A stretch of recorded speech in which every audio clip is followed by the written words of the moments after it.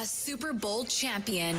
The Green Bay Packers have won the Super Bowl. The Packers' all-time leading scorer. A game winner for Mason Crosby. It's time for the Mason Crosby Show with Mitch Nellis, presented by Verizon, the #1 network in Milwaukee, on 1250 AM and 105.7 FM The Fan, powered by the Potawatomi Sportsbook, and on the free Odyssey app.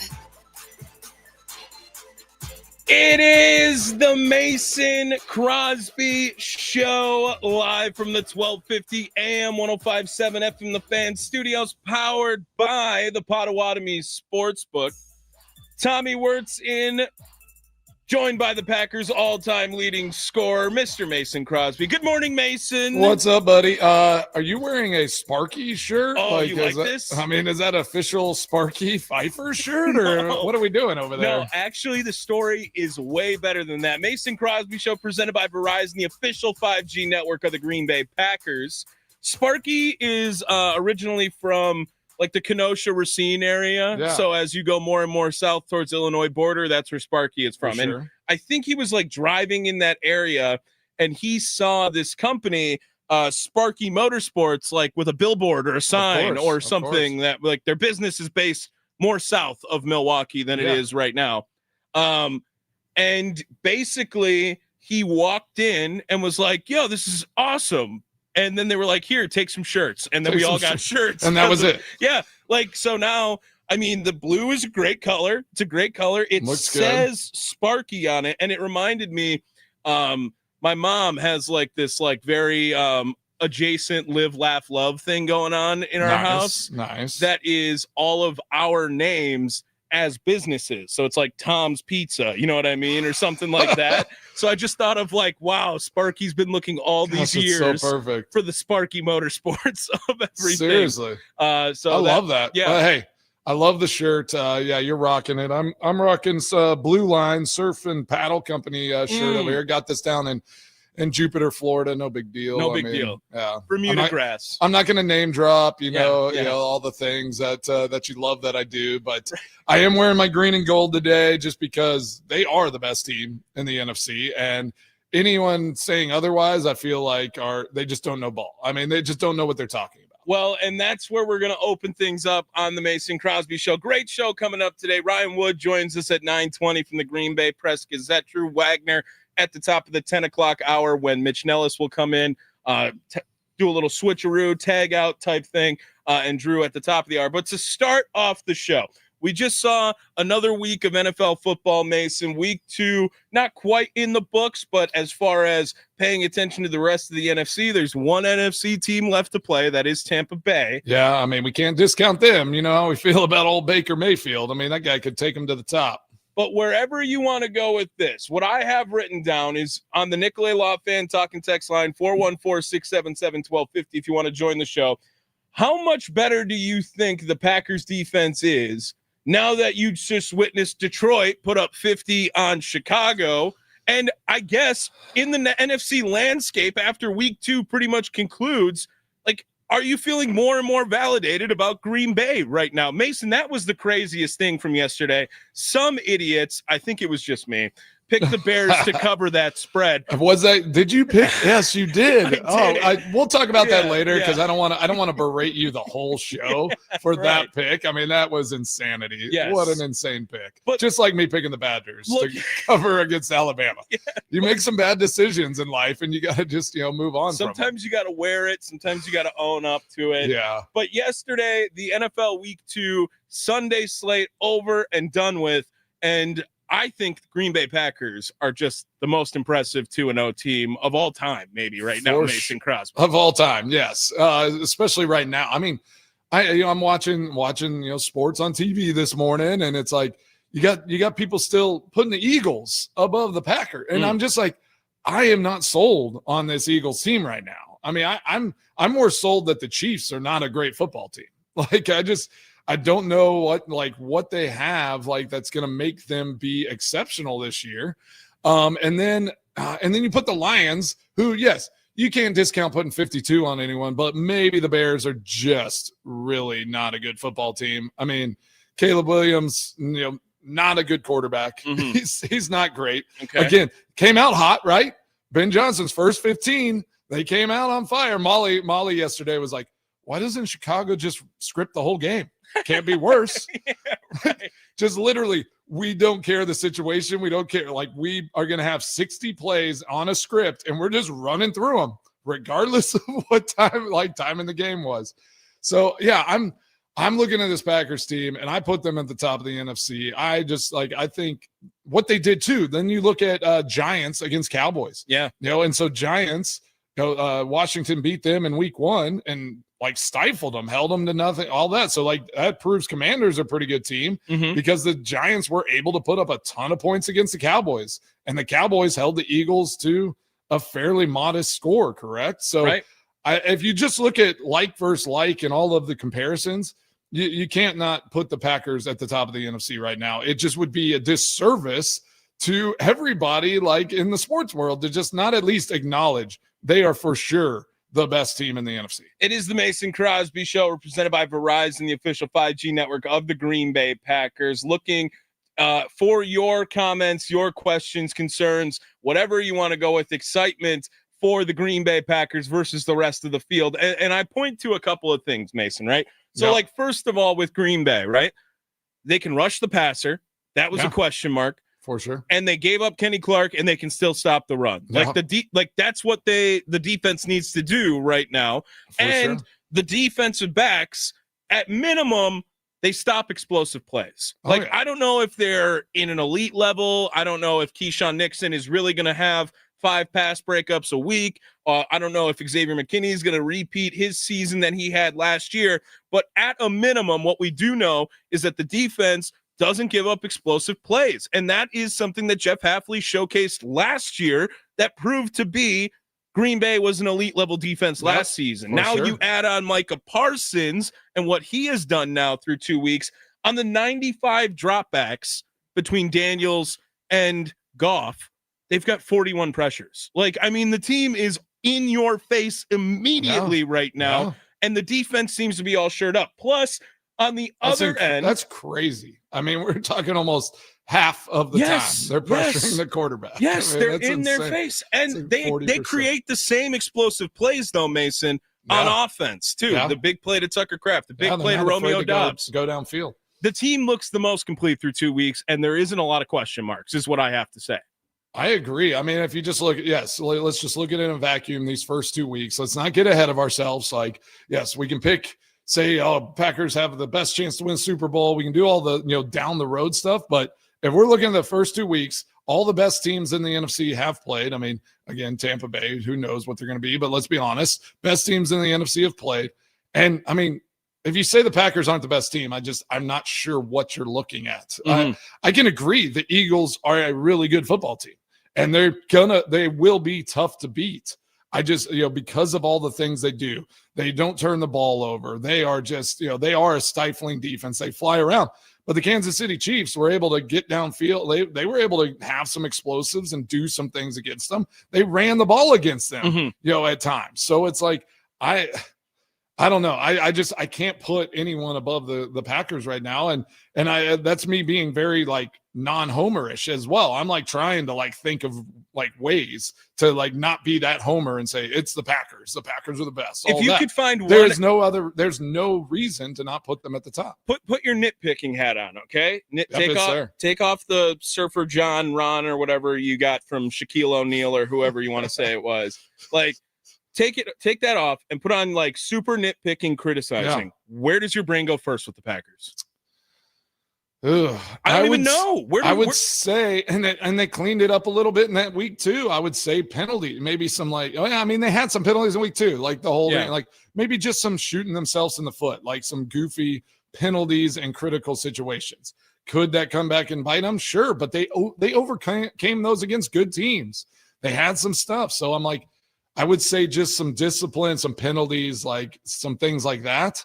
But otherwise, yes, maybe the run game. The run game hasn't looked great. Run game could improve, but both teams said, both defensive coordinators said, we were stopping Josh Jacobs. Josh Jacobs was not going to move that ball and affect the game in a positive way. And then the Packers just went out and did different things to affect the game. So I think the run game will open up as soon as Jordan Love starts, crushing people all over the field, spreading that ball out, getting yards. That run game is going to open up. So maybe this is just a different year where it's pass to establish the run. And that happens a lot in the NFL. It's a normal thing. Looking at the other teams right now, Green Bay third in the NFL in yards per game on the defensive side. Cleveland is number one with 191. Atlanta at 229 per game, and Green Bay's defense at 238. The only team to allow under 100 yards along with Cleveland through 2 games on the rushing side of things is the Green Bay Packers. So they've done a phenomenal job, even with losing Kenny Clark, who's supposed to be this, big missing piece on the run game side of things. And they've done a fantastic job replacing him. And Mason, I know Kenny's your boy and Kenny's my boy. I'm not throwing any shade at Kenny, but is it possible they traded away Kenny Clark and Devontae Wyatt's just better than Kenny Clark right now? I mean, I think Devontae Wyatt has some skill sets. I think he's a little rangier, he's longer and bigger and, in different ways than Kenny. Kenny was just a great 2-gap run stopper, physical, literally the strongest guy in the locker room for the last 10 years. I mean, the guy is a freak. He's a beast. But I think Devontae Wyatt, adds to that pass rush. He adds an element that Kenny Clark just was not adding anymore on that team. And then you bring in more of a Wood in and some of these other guys that are more of that, all right, I'm going to be a 2-gap run guy. Let Devontae Wyatt kind of, scrape and do some different things, try to get free. So I just think they have such a good balance up on that front four. And you saw it. I mean, we talked about the Dallas, think about that, the Dallas Giants game. If Dallas has Micah Parsons on their team, is Russell Wilson able to sit back there and throw for 480 yards or whatever he did? Right? That was insane. It's that just wouldn't happen. So, I mean, I'm watching some clips right now, and it's the Dallas pass rush is non-existent. And it's we got their best defensive player, and it's paying dividends right away. Even if Micah doesn't get, I honestly, I'm if he doesn't get 12 sacks this year, it doesn't matter.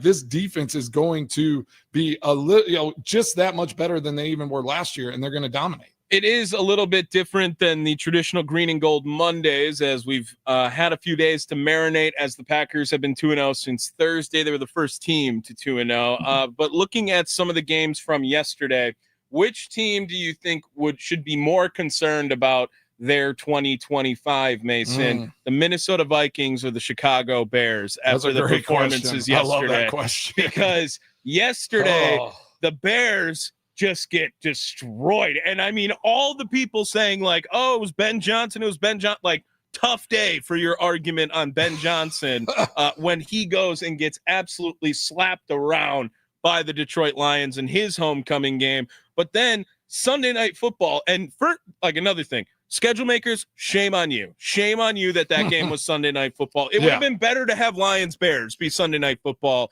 as opposed to the game yesterday. There were about 10 games yesterday. Yeah. That would have been better. Who wants to see that matchup? Atlanta versus, I guess maybe they thought Kirk Cousins would still be the quarterback. Well, I think they also were trying to paint a narrative of this was the national championship game 2 years ago of Penix versus McCarthy. Nobody cares. Nobody Relax. cares. Yeah, I mean, seriously, I'm Dallas and Giants is a better Sunday night game.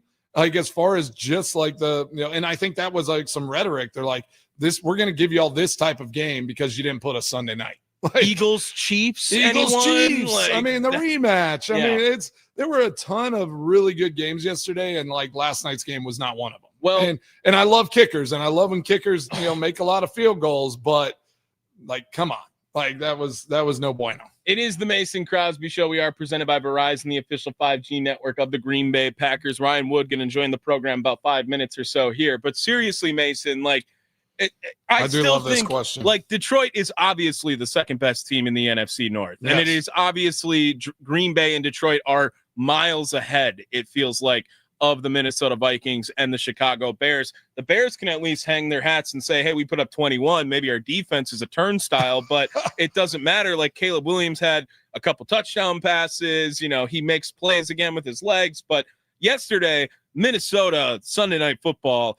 I mean, I was embarrassed for the Vikings yesterday. Yeah. I don't know what I mean, their pass protection is non-existent. Mm-hmm. So, I mean, how many sacks are the Packers going to get against them? I mean, it was a sieve. I think Atlanta's defense isn't like they're good. They have a good defense, but I mean, it was crazy what was happening in that game. And, we talked last week, Vikings versus Bears, and it was like, okay, maybe these teams have improved. That was kind of a battle. It was like, okay, like we didn't know, but we know now. I mean, they got thumped, and both those offenses are bad. Their defenses are okay, I think. Well, I mean, Chicago's is horrible. So I would put Vikings above Chicago, right? Okay. Just because, and I've had Vikings above them this whole time, but I put them above them Chicago because at least they didn't let the Falcons score touchdowns on all those possessions. I mean, think about that. They kicked 5 field goals? Right. Yes. Yeah. I mean, think Drew of what that Romo, score is. Parker Romo, right? Yeah. Like Parker what a Romo day. came in and balled. What a day. I mean, yeah. After Younghoe Koo's not going to play, and then Parker Romo gets the call of a lifetime to pretty much go out, dominate himself. But McCarthy, that just looked bad. It just looked bad. And I'm going to tell you right now, this is where would he have rather been last night? Not on that field. This is like meathead Tommy Dumbbrain coming out here. Right, so just bear with me. Like my quarterback, don't wear eye black. Just do not wear eye black. I'm not a fan of the whole thing down at night in a dome. I mean, what are we doing? Somebody help the kid out. Like, he's a child. Like, help him out. You can't go out, wear eye black, and then complete 11 passes. We're gonna give him the little thumb wipe off. Right? Come on, get your mom there. Let's get that thing cleared out. We got eye black quarterback and nail painted quarterback in this NFC North now. Right. I mean, those two teams were doomed from the start. That's just, it was over at that point. It feels like it in that sense. It is the Mason Crosby Show.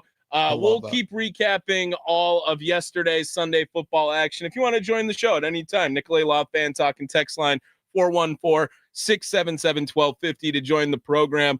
Tell us how you're feeling about the Green Bay Packers after a week 2 slate in the NFL is near conclusion. A couple of games today as we will see Chargers and Raiders as the night game and Buccaneers and Texans as the first game. Doubleheader Monday nights. How do you feel about those, Mason? I like them early on. I think it's exciting to get the season going. But yeah, I'm glad that they're not. I haven't even looked at all the Monday night games. They're not slating that for the whole season. No, it'll probably be. It's just usually the first couple weeks. Yeah, something like that. And then they start having the international games and it's just football all the time, which I'm here for. I don't mind. Yeah, all your Premier League Sundays, get out of here. Football's starting at 8:00 is where it's at. I don't know. I have them both going. I can watch them both. I know you would. Ryan Wood, Green Bay Press Gazette, going to join us on the other side. It is the Mason Crosby Show, presented by Verizon, the official 5G network of the Green Bay Packers, live from the 1250 AM, 105.7 FM, the Fan Studios, powered by the Potawatomi Sportsbook.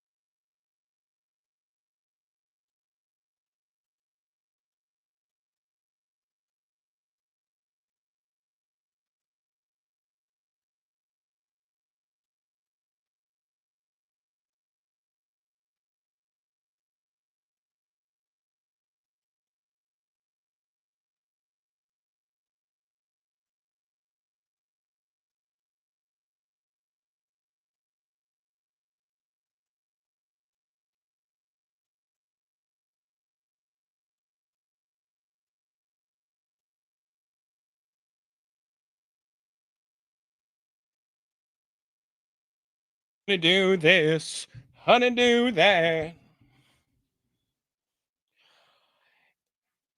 It is the Mason Crosby Show, presented by Verizon, the official 5G network of the Green Bay Packers. Tommy Wirtz here with the Packers' all-time leading scorer, Mr. Mason Crosby, and joining the show now, Green Bay Press Gazette, joining us here on the Fan Milwaukee like every day now. We tricked him. He is always going to be Ryan Wood, joining us here on the Mason Crosby Show. Good morning, Ryan. Happy Monday. How we doing, guys? How's your Monday going? Very good. We just kicked it off with some Toby Keith that you couldn't hear right there. Country Mondays kind of is like a thing here. It's our thing. Yeah. We try to have some sort of originality.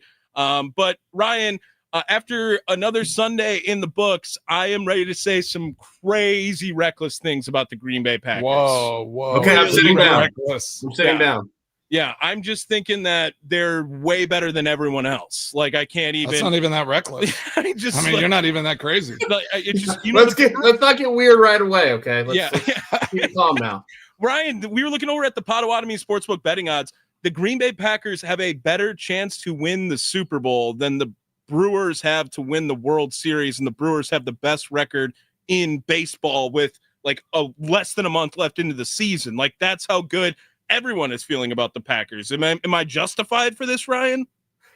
When I hear that, where my mind goes is that, okay, yes, the Brewers, I mean, my God, they've been unbelievable. But baseball is such a crapshoot in October, right? Like, I feel like football, there's more stability in terms of what to expect. You get to the playoffs in football, and usually it's like the top 2 or 3 teams. Like, it's not. You kind of know who they are, yeah. Yeah, baseball.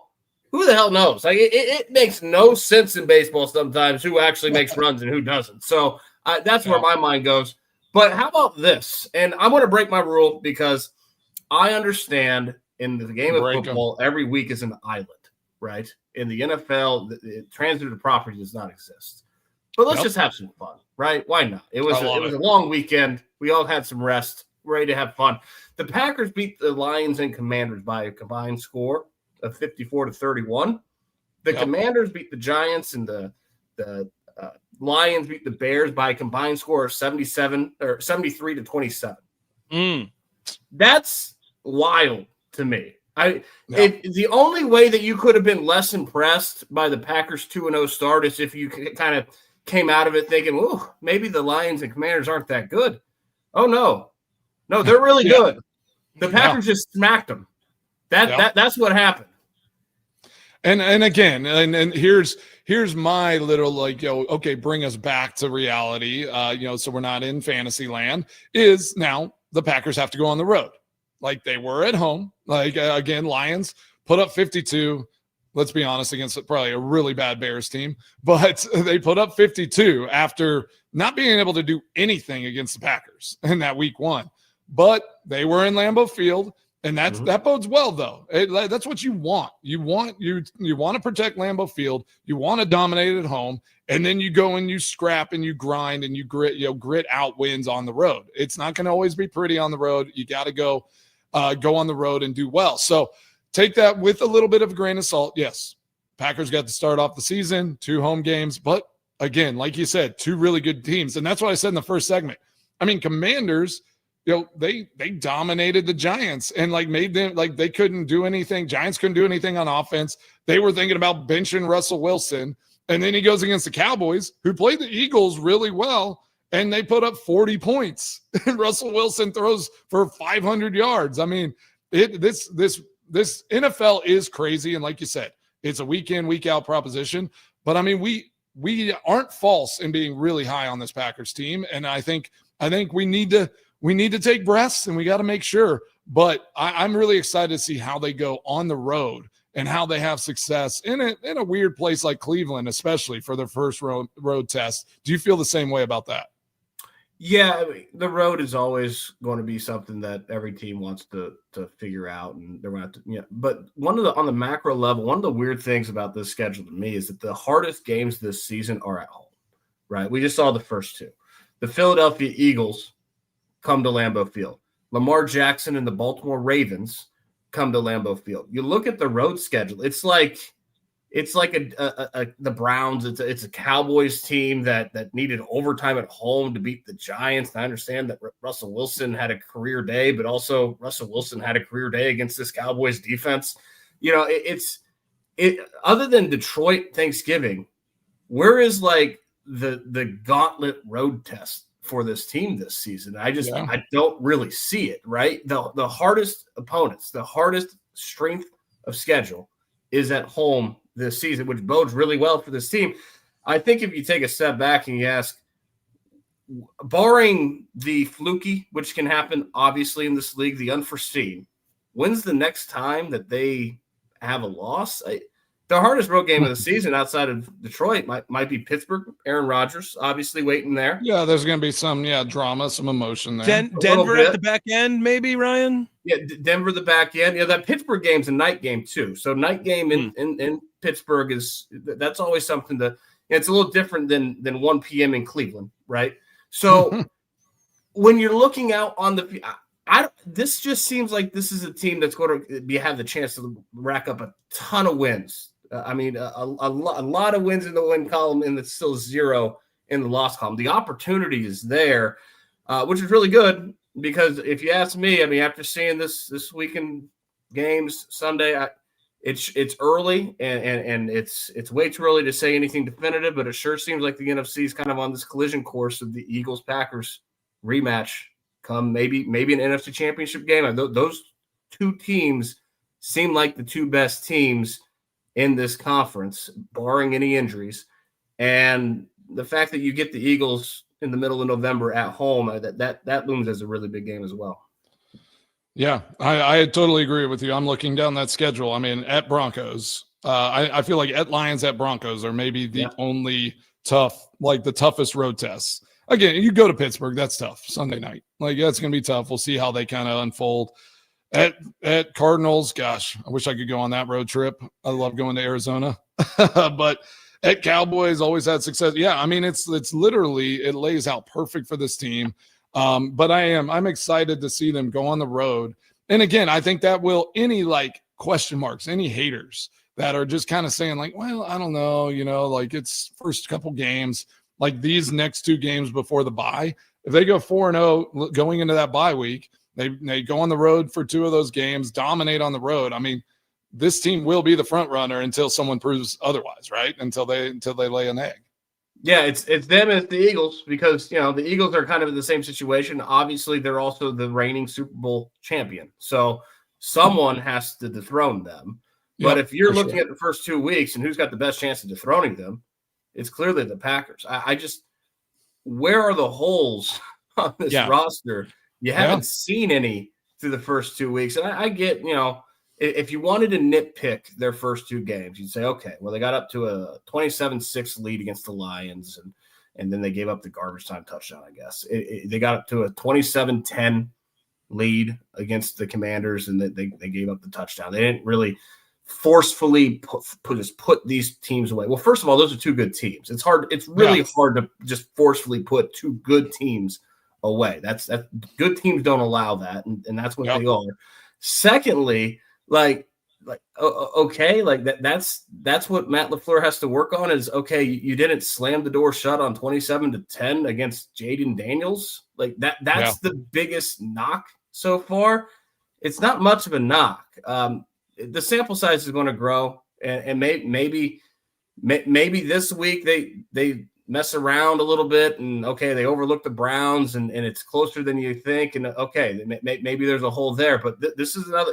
You want to talk about forcefully putting a team away? That's what it is to me. Can they go into Cleveland, and can they just shut the door on them? Can they blow Cleveland's defense is good. They're not horrible. Myles Garrett. Yeah. It's hard. It's hard to blow out teams in this league, and this is an opportunity for them to do that potentially this weekend. Yeah, I totally agree. We got Ryan Wood on the Mason Crosby show, as he is every Monday at 9:20. Check him out at by Ryan Wood. And we're talking Packers. We're talking about they're the best in the NFC right now. Oh man, I want to get your opinion because we were talking about Eagles, being the other team, and rightfully so. And then there's the tush push conversation that comes back up, rears its ugly head, and again, I was a proponent. I'm like, just suck it up. Like, defend the play. I think they ran it 5 times in that fourth quarter against the Chiefs. But I will say, and they're like, there were evidence where some of the offensive linemen were starting early. And I'm like, yes, if they false start, they should call that. But I don't believe that they're lined up, illegally. Like, if they're illegally lined up, throw the flag. Like that, all that stuff should be called. But the play itself, I have no issue with. But then I saw one Chiefs fan or somebody putting something. They're like, well, the false start, the Eagles are jumping early. Literally, one of the Chiefs guys is across the line of scrimmage before the ball snapped. So I'm like, you can't have it both ways, and you can't complain both ways. What is your opinion? Because I haven't asked you this. What's your opinion of the tush push? And how do you think teams with enough complaint, do you think refs with enough complaining will eventually start calling some of illegal formation or offside, false starts and things like that down the stretch against this Eagles team? Well, and will the Packers stop being this scapegoat of this team who was trying to stop this play, and everyone's now pissed off about it, Ryan, too? The Chiefs are involved now. They feel like they got kind of abused with it yesterday, so they'll jump on that bandwagon. Exactly. Go ahead, Ryan. Well, obviously the tush push was all the rage when I went down to the NFL owners meeting in Florida this spring. And yes, the Packers were the team that proposed the ban, but it was 2 votes short of passing. So there was a lot of people on the Packers bandwagon there. They had a lot of support. It's not like the Packers were out alone on their own little island. And Mark Murphy's on his way out. No owner wanted to put their name on it. So they're like, all right, Mark's like, yeah, I'll do this on my way out. I'll say it for the rest of y'all.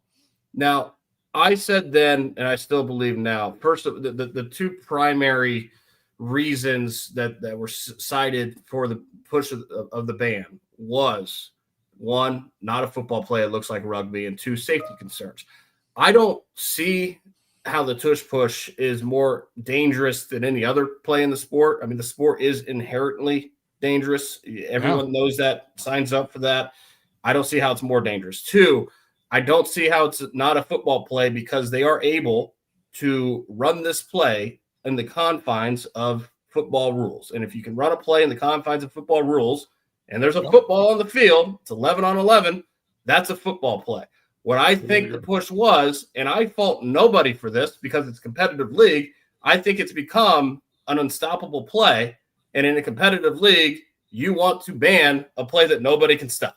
And I understand that reasoning. I think the Packers and the rest of the league that were in favor of this were right. I mean, there's an unstoppable play. You want to stop it. It is a competitive game. That's maybe the only way to stop it. The biggest issue to me, the one I think legitimate point of gripe is it just seems like officials are overwhelmed in trying to correctly officiate this play. You go back to the NFC Championship game, that was a cluster, right? And the cluster was the officials. It was all over the place. They didn't know how to rein that in. It got to the point I've never seen this before, where they had to say, okay, if this continues, if there's another penalty here, it's just going to be a free touchdown. Like that, which was wild. Yeah, that's not the answer. Like that is officiating, waving the white flag. I mean, I don't know, I give up, I can't do it. If your officials are that overwhelmed, something has to change, right? Because you can't. I made the comparison last night. It feels like NBA officials trying to officiate Shaq in his prime, where he's just so much bigger, so much more dominant than everyone else. No. Like, I don't know, help. Like that's the officials are crying for help with this play, and if they are, they're very good officials at this level. You know that. Sure, you saw what happened when they had the replacement refs come in. Like these officials are very, very good. If they need help, you should probably help them. We're here with Ryan Wood, Green Bay Press Gazette. Follow him on Twitter @by Ryan Wood. Mason, go ahead, follow up. Ryan, yeah, my question there too is it's all it's going to take, or what it's going to take, is a bold referee throwing a flag on the Eagles. Like, again, if it is illegal, if it's they're lined up wrong or they're doing illegal things, a ref needs to throw a flag and say you were lined up, in the neutral zone. You were lined up illegally. You false started. Throw the flag, move them back 5 yards. They're not running the tush push from, they lose 5 yards. They're not doing it again in that moment, right?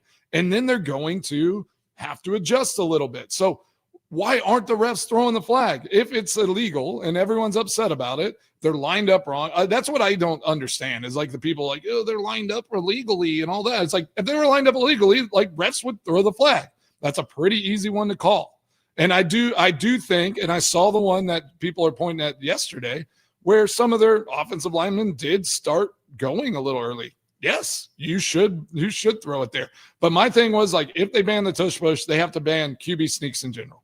Just ban QB sneaks. If you think everybody lined up, everyone knows when the quarterback's going to QB sneak it, and they try to hustle up there, just ban it so that like that doesn't, that's not a thing anymore. Let's go back to if it's 4th and 1, you have to hand the ball off to the running back and go. Like you cannot receive the snap under center and advance the ball. Yeah, like that you would have be like a second person kind of has to, or a third person has to touch you could the run ball. out of shotgun if you want to do that, but as far as being underneath center, you cannot advance the ball if you receive the snap. I think we just saw we should run the NFL. That's what I said last year. That's what I said when they were like reviewing this. I'm like, you have to ban the QB sneak if you ban the tush push, in my opinion. Doesn't that just make for a more exciting game?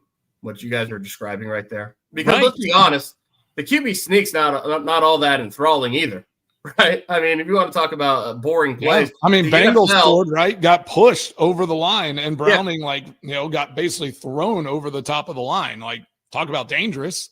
The NFL has uprooted right in the face. The NFL's uprooted its kickoff to a point where I think it's onto something. I mean, through first 2 weeks, there's been so many more kickoff returns. Finally, it's like teams decided, okay, 35-yard line for touchbacks is the line. We're not going to give you the 35. We're going to kick it short of the end zone and make you return it now. So it's been a few years that they have uprooted the kickoff, and because it became a boring play. They wanted more excitement in the game, and they finally got there.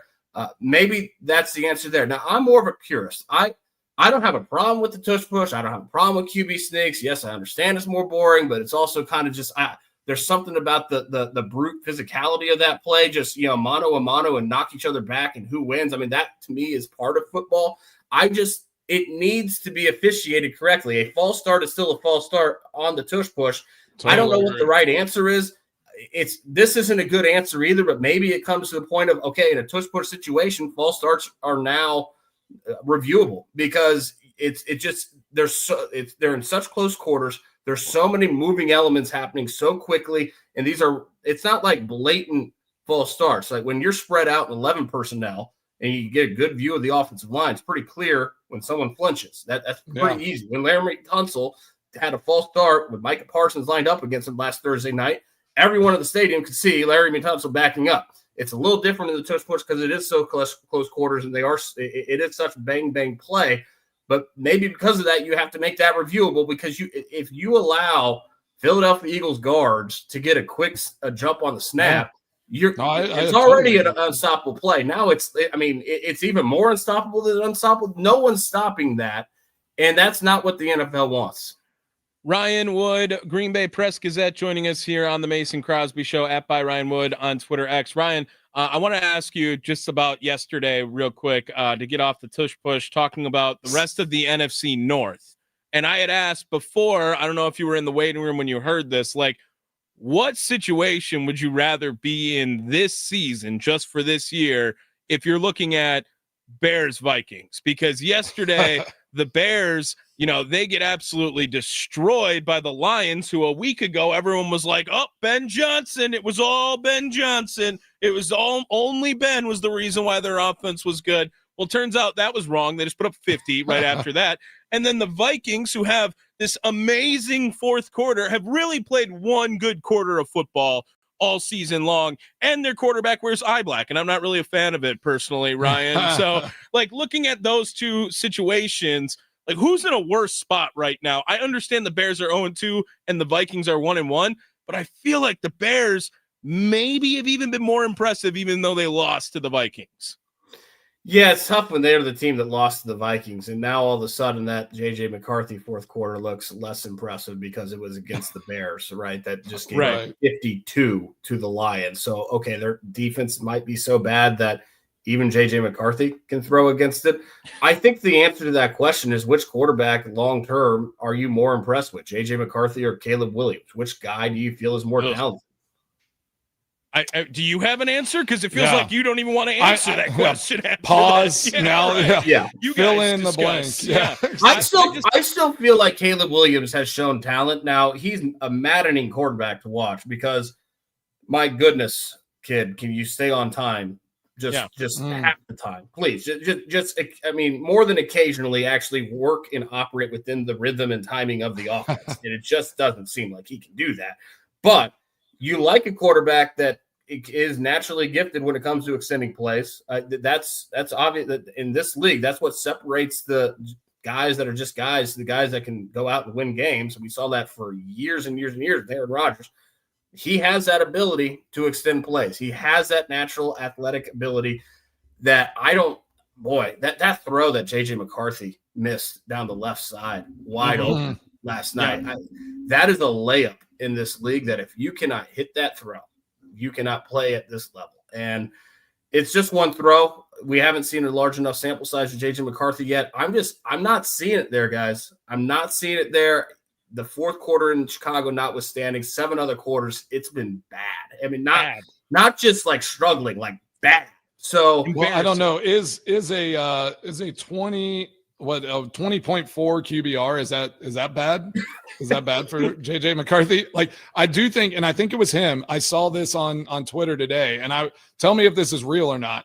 But they literally said his I think his QB, like his rating, would be better had he just spiked the ball every time. Yeah. He literally It's like 39.6 if you have all incompleted passes, no turnovers, no nothing. It's like he was like 37.8 or something. Yeah. Like My that. gosh. Yeah. That's ridiculous. I think the most disappointing thing for the Bears and Caleb Williams is they just spent an entire offseason trying to revamp this offensive line, and you would not be able to tell at all. Right. My biggest takeaway, I've watched quite a bit of Vikings and Bears, so I watched both their games this season. My biggest takeaway is both these kids they're going to get themselves killed against Micah Parsons and company. I mean, these offensive lines have no chance against the Packers pass rush. It's going to be ugly. So, and the Bears just tried to fix that this offseason. They did it. The low point against the Lions was 2 QB sneaks on 3rd and 4th and 1. And they couldn't get a yard on either play with this new offensive line. How are these guys going to block the Packers? I don't see how they're going to just man up and pass pro and be able to keep this pass rush off the quarterbacks. I totally agree. Yeah, that was like I was right there with you, Ryan, in this offseason. I'm like, oh man, the Bears they're getting that offensive line right. And that was a big issue. And so it's like I like in the back of my mind coming into this season, I'm like, Bears are going to be better. I wouldn't say that publicly. And now I'm glad I didn't say it publicly because they are horrible. I mean, they are bad. Again, we were like, oh, Vikings Bears might be decent. Like that was a good game. Vikings fought back. Like these teams might be better. They proved us, wrong again this week. And I'm just interested to see which one of those teams can take a better step, in the right direction. And it's the only time we'll tell. And again, Packers don't play either one of those teams until way late in the season. Yeah. So we're going to have to wait a long time to see what that Packers versus the Bears and Vikings games and like what that pass rush looks like. And they better be trying to shore up that protection, or it's just going to be a field day for this Packers team. And Ryan, you talked about it like, we all love the quarterback that has the ability to extend plays and improvise. I mean, if they were just trying to do that, they would have stuck with Justin Fields, right? I mean, like it's right. Someone who absolutely can do that, but never got the timing right, never got the rhythm right, and it ultimately didn't work out. Now let's see how things go in New York. He's had some fun and exciting plays, but ultimately he is 0-2 now as well to start the season. Ryan, thank you so much. Anything you're working on you want to plug before we see you again in a week? Like Bears, we'll talk again more when it's Browns, Packers. We've had a couple of days to marinate and talk a lot of Packers recap stuff. What you got working on? You heading to Cleveland this week? When you go to Cleveland? Yeah, Saturday I'll be in Cleveland, and here in a couple hours, and less than that, I'll be back out at Clark Hinkle Field for practice. And it's nice. The Packers are getting back at it today. It's a Monday, so they get kind of an extra day of work after their rest this weekend. So make sure you go to Packers News for all coverage.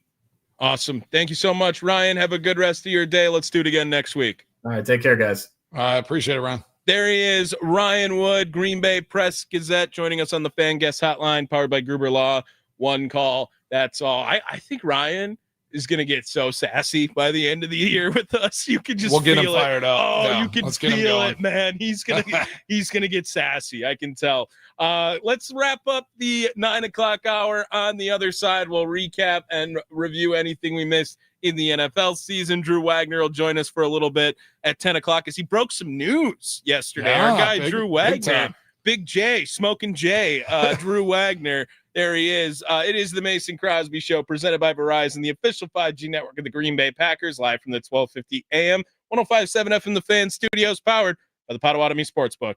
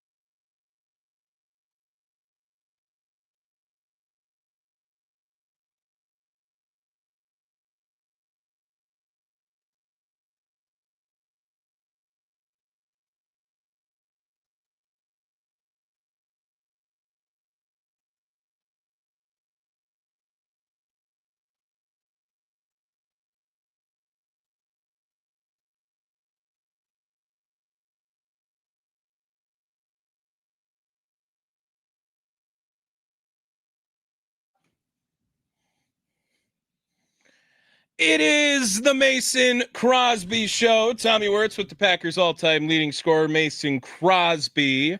Ryan Wood just joined us from the Green Bay Press-Gazette. He's sassy. I'm telling you, Mason. He's going to get fiery. He is. And yeah, we're here for it. So you don't want to miss Ryan Wood every Monday on the Mason Crosby Show. We're going to get after some hot topics. I'm going to get him fired up. I'm going to think of like a question every week just to see where that fire can go. But yeah, he was awesome. Yeah, check that out. It's always really good. It is Monday, and I love that it's Country Monday. Country you know how Mondays. I feel about that. And you know what? We're going to talk about some other things around the NFL, right? Yeah. And are the Indianapolis Colts a good team? Dude, that's my question to you. I wonder if the Indianapolis Colts are a good team. I really do. Like, could they be? You know what? Also, I would like to say this. He's in the room. I'm not going to have him speak on it. He'll speak on the other side. The Jaguars might be fun.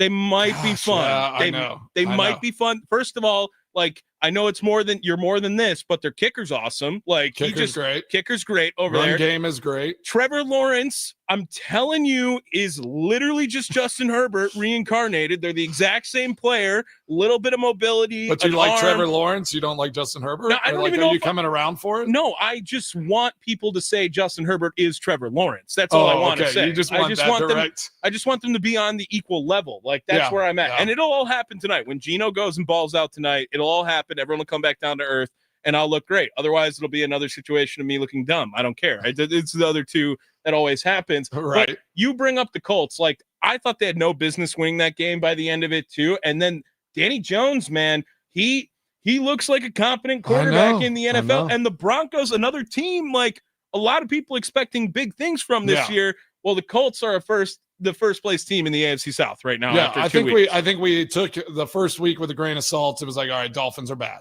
They're a mess down there. Yeah. I don't know if Tyreek Hill is going to be there by the end of the season. Like, everything's kind of a disaster in Miami. So it's like, okay, we'll take that one. But everyone's expecting the Broncos to be a really good football team this year. Yeah. And the Colts went toe to toe. They got a little fortunate there on that field goal at the end. And I will say, like, that was kind of a weird sequence just to line up for a 60-yarder in that situation. Like, what is going on in the NFL? Like, these long field goals, like, it's insane. How long would you be in the NFL today? How confident are you that you would have adapt and adjust? Well, I mean, if I were playing right now and I were 2 years old, I'd feel really confident. Okay. Because like, if I'm in the NFL, like, I better be kicking 65-yarders every second. Every time I step on the field. So yeah, I think the Colts are a good team. Is this like a real stat? 0 punts and 0 timeouts. Yeah. Oh gosh, I saw that. I think it was 0 timeouts taken in some run. Like, I think that's what. Or no, sorry. I'm an idiot. No. Okay. I think it's 0 turnovers. That makes TOs. Yeah. Okay. I read it wrong. Yes. I did not go to Harvard. No, and that never could either. Yeah. Even if you want to pretend. I could have.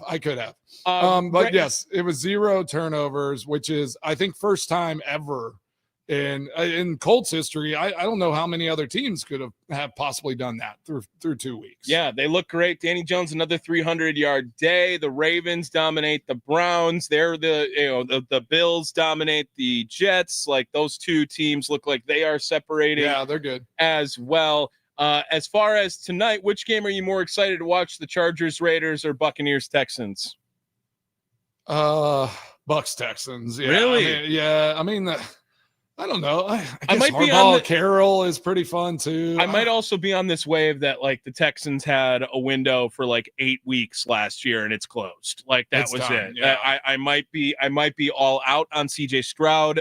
He had the sophomore slump last year. Doesn't look great in week 1 this year. I think I might be all out on Houston being in the competitive landscape.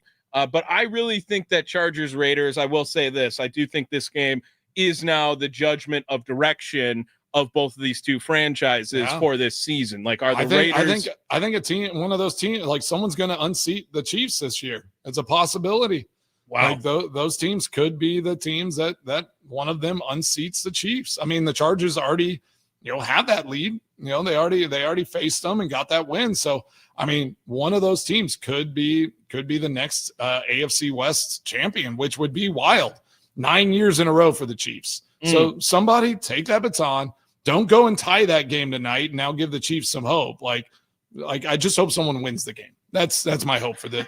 I hope someone wins. When things happen in the West, I don't know if they exist. So, and then you know how I feel about Baker Mayfield. Like, Mayfield, like, any game that he's in, something wild, something electric is going to happen. He's going to do something fun and energetic, and I'm there for it every time he takes the field. I completely agree with you. Football Talk on the Fan, presented by Paramount Plus. You can't count on much these days, but you can always count on Sundays with the NFL on CBS and Paramount Plus. Stream your local NFL game live every Sunday all season long at just $30 a month. Or sorry, $30 for your first year. That's like $250 a month. I tried to oversell. You guys were like, "Oh, this sounds awesome for $30 a month." No, It's only $250 a month. Visit ParamountPlus.com/NFL to get started today.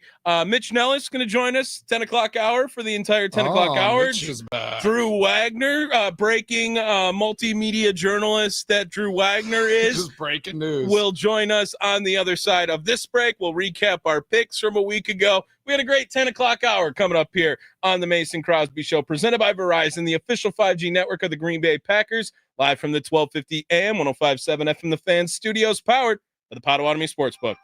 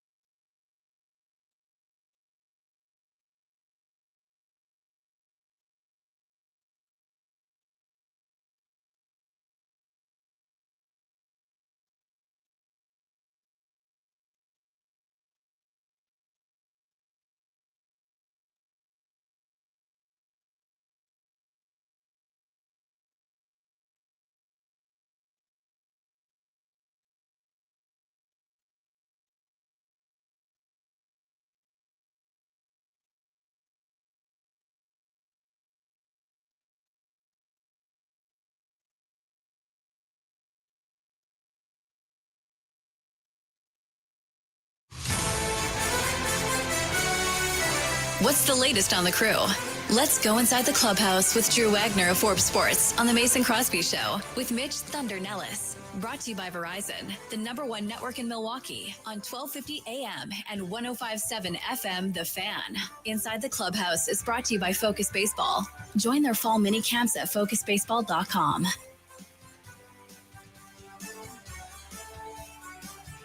It's not Tommy Wirtz. It's Mitch Thunder Nellis here as part of the Mason Crosby Show presented by Verizon, the official 5G network of the Green Bay Packers. What up, Mace? What's up, Mitch? Yeah, I'm glad you're on. We got that 10 o'clock hour. We've had some weird schedules here lately, but you can say that again. Good to have you back, bud. I need a nap already. It's good to be here. Weird day yesterday with the Packers playing Thursday. I was locked into the Red Zone channel, and then I turned to the Brewers game, and then I totally forget where I was in the football game. Just got lost. I'd be watching like 2 innings of Brewers, then I'd go back to Red Zone for like 15 minutes, then I'd go back to 2 more innings of the Brewers, and I just, in the 8th and 9th, I just wanted them to get one more run across. I know. Like, just tie that game and see what happens. Honestly, with this team, it's surprising when they don't. Like, you're just like, all right, that's surprising. Especially after Saturday night, which was unbelievable. Well, let's talk about Saturday night. Yeah, let's get with Drew. Let's talk about Sunday. Our best friend Drew Wagner's here. Drew, how are you, friend? I'm well. How are you boys? How did you handle not having a Packer game yesterday? Yeah, did you? How'd you handle your Bengals? Going out there and finding a way to win in a very trashy fashion, getting a lucky defensive pass interference call against my boy Travis Hunter. I mean, that was the weakest call I've ever seen in the history of my life. But also, the weakest call was when CBS inadvertently put up the flag graphic when an object that was decidedly not a yellow flag was thrown on the field. I love it. That was weak. Good. That was weak. Well, Drew, let's talk. Painful. That was painful seeing my boy Joey go down again. I know. Yeah, nobody wants to see that. Nobody. I mean, and I think we were all excited for the season he was going to have. Yeah. So that's a real bummer. Me and Grodsky thought that we'd be talking crap to each other yesterday because Scott Grodsky, longtime personal enemy of mine over at CBS 58. He's a Jaguars fan. But really, it just turned into 3 hours of him and I complaining about why our team is worse than their team. So, yeah. I love it. Y'all actually bonded on that? That's like a crazy way to. No, my team's worse. No, my team's worse. Yeah, find a way to bond and argue at the same time. It's amazing. Well, Drew, let's talk a little baseball. We're going to talk about this Brewers team. I want to talk about the breaking news that you had here on Twitter. Let's go. Was that yesterday? What's scheduling news for next year for our Brewers team? Yeah, a little scheduling news. I still can't get anyone from the Brewers or MLB to return my call, but everything seems to suggest that the Brewers will be playing a home game next year, not at home, but rather at the Little League World Series Classic in Williamsport, PA, on August 23rd. That's a Sunday. It would have been the last game of a 3-game series at home against the Braves. But after talking to a season ticket holder that reached out to me a couple weeks ago, I did some digging. That season ticket holder with a full package was only charged for 80 games. A little more digging saw that that August 23rd game is blacked out for anyone trying to purchase season tickets. Okay. Then you look at the calendar and see where the Little League Series is. It starts August 19th. The Little League game is traditionally played on that first Sunday. It all kind of adds up. And it's about time, if there's anything that baseball has truly gotten wrong over the years, it's their inability to market young, exciting teams. And that Sunday night package has just been a disaster in scheduling. It's Yankees, Red Sox, Dodgers, Mets every other weekend. True. They're not building up. Yeah. The base. Yeah. And the Braves. Put a Paul Skeens out there. Put a Brewers out there. Put a Royals out there. Put a Tigers out there. Oh, and even the Braves. I mean, the Braves have had a down year this year, but if they get fully healthy, they're back. They were a great team last year. They expect to be great with a lot of good young pitching. Yeah. So it could be a really, really good game between two really good teams. And like I said, it's about time that the Brewers start to get a little bit of national respect. I mean, listen, since 2018, when Christian Yelich and Lorenzo Cain came to town, the Brewers have the 4th most victories in all of baseball. Yeah. Wow. They've been to the playoffs 7 times. They're about to win a 5th division title. Market size aside, and yes, Milwaukee is the smallest market in baseball. What they've been able to do here, especially with the resources, I mean, it's incredible. And baseball should be highlighting that. I love that. You're not wrong. Somebody tweeted at me, Drew, that regular people aren't going to be able to really buy tickets, that it's really for the little league families and stuff like that. Is this something that like I can go to Cooperstown and get into the game, or how does that work?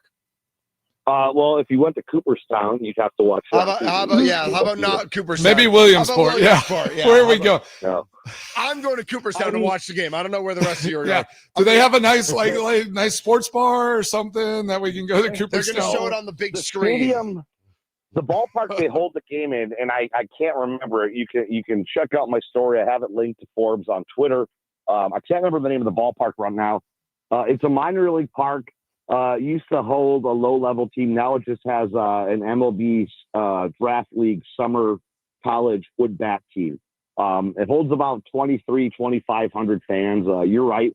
It's mostly for the little league players, their families. That idiot Zach Hampel will probably sneak his way in there somehow to snag a foul ball. So yeah, it'll be limited attendance, but they've gotten really good ratings with it over the years. Oh heck yeah. So just like confirming though, I mean you haven't like gotten a response from MLB or Brewers. This is all just your investigative reporting, like kind of tracking down. And I've had a couple of sources that on background have knowledge of the situation but aren't authorized to reveal specifics. That basically said, yeah, this is what's going on. Nice. But I haven't even gotten so much as a go to hell from, I don't know what the Brewers, which usually means, yeah, you're onto something here. Yeah, if they don't tell you no, then you just kind of assume, right? Drew, what's the saying from all the president's men, Mitch? The non-denial denial? Yes, that's exactly right. I love it. Love the non-denial denial. It works in many stretches of life as well. Yeah, I think everything. Yep. Wives. Yeah, exactly. So Drew, so on that front, then, I mean, yeah, that's really curious. So for me, I'm kind of just thinking about that for next year. It's just, okay, so they'll play the Braves at home. So they'll play them 2 home games, and then both teams will just travel to Williamsport. Is that kind of how conceptually this will work? Okay. Yep, and that's the other thing that kind of made it all made sense. The Brewers are going to be playing, that's the last game of a 6-game homestand. Both teams have the next day, the 24th, off. The Braves would be returning home. The Brewers go to New York to face the Mets. So that falls into the schedule too. So yeah, they'll play their first 2 games of the series. But get on a plane Saturday, head out there, play the game Sunday night, get the day off, and do their trip. All right. Well, let's talk about this Brewers team and their current situation. Obviously, it was good after getting swept. They go and they at least win this series this weekend. Had some fun, exciting games. We were hoping yesterday they would be able to come back and do what they did over the weekend. Looking at the standings, I mean, Phillies are chasing. I'm kind of looking at their schedule. I mean, they're playing the Dodgers coming up, so that's going to be a tough one for the Phillies. How do you think the Brewers fare here in the these last? What do they have? 4 series left? Is that correct? 3 or 4 series? Yeah. Heading into the postseason. It lines up in their favor. They've gotten through the roughest part of the schedule. They got through that gauntlet of 19 and 18. They've played the tough teams. They're in the middle of a 9-game run right now, which is set up pretty good for them. You played the 3 at home against St. Louis. You got 3 coming up this week at home against the Angels, who are within a game of clinching their 10th consecutive losing season. Then you go back to St. Louis for 3. And then after that, you're going to face the Padres. And the Padres are still very much in the hunt for the NL West. So they're going to be, geared up and ready to go. And it's a great environment. Then you wrap up with 3 against Cincinnati. And that could also be a pretty important series because Cincinnati is sniffing on the heels of the New York Mets for that final National League wildcard spot. For sure. I mean, ideally, again, they roll into this postseason with a lot of confidence momentum is relative, I guess, especially if they get that top spot and, don't have to play in. I mean, it's not foreseeable. The expectation is they're going to go and they're going to dominate out the rest of this thing, and they're going to roll in this postseason with a hot hands at the pitching spot. Their bats are going to be hot. All of those things. What do you kind of see them needing to do and show the fan base that everyone can feel confident with them rolling into this postseason? I mean, I think they need to go on a bit of a tear here. I think they need to clean up their game. They've been playing more dominant performances. Yeah. They've got to go in there with a little bit of arrogance and not trying to show off, but they got to go in there a little bit swagger and be like, hey, we're supposed to beat these guys. They might beat us, but we're going to make them work to beat us because we are who we are. I'm not expecting them to go off on another 11, 14 game winning streak, but you gotta string together a good stretch now and get some of that. I don't think they've lost any confidence inside the locker room, but they haven't played with the same level of consistency that they were showing during their hot run from May, June, July, August. They haven't played that level of baseball. They make a lot of mistakes, a little bit of sloppiness, a little bit of lackadaisical at bats. They're just going to clean those little things up. Yeah, I mean, it's a long season, that is no doubt. And I mean, I totally agree with you. I think it's, they played for so long throughout this summer where it was just like whoever needed to step up, stepped up, and they were just playing really complimentary baseball. Right. And so now, there's just a few questions that, like you're saying, need to be cleaned up. They need to answer those questions, and they need to get back to that complimentary baseball where it's just like, we are doing all those little things. We're picking each other up. One guy is always going to be hot every night doing their thing.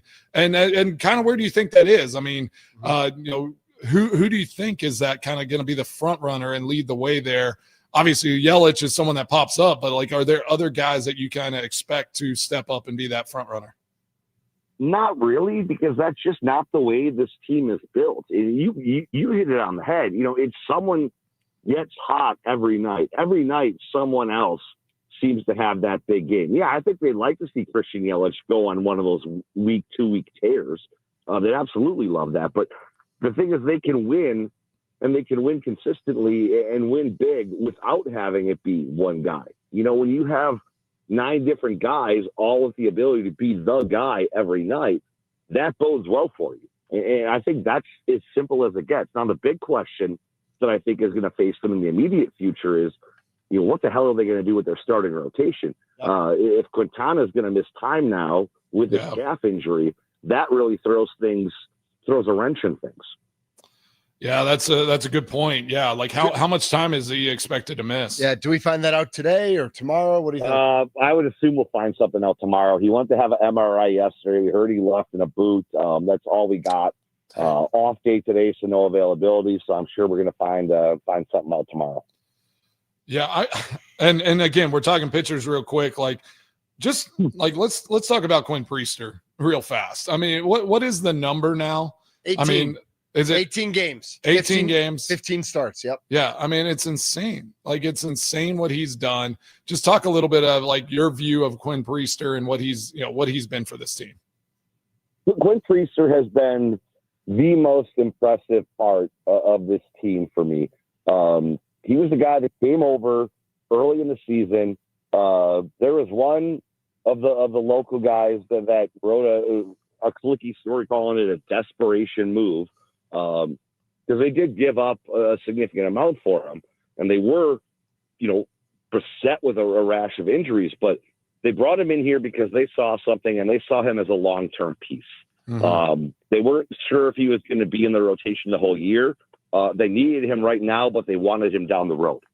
So that was step one. And then watching him go out there and literally figure it out as he goes, and watching it click, and not just from start to start, but from inning to inning, at bat to at bat, and then sometimes even pitch to pitch. Watching him develop, grow, and adjust into a dominant big league pitcher while being a big league pitcher on a big league mound in a big league game against big league hitters, that has been incredibly impressive because that is hard to do.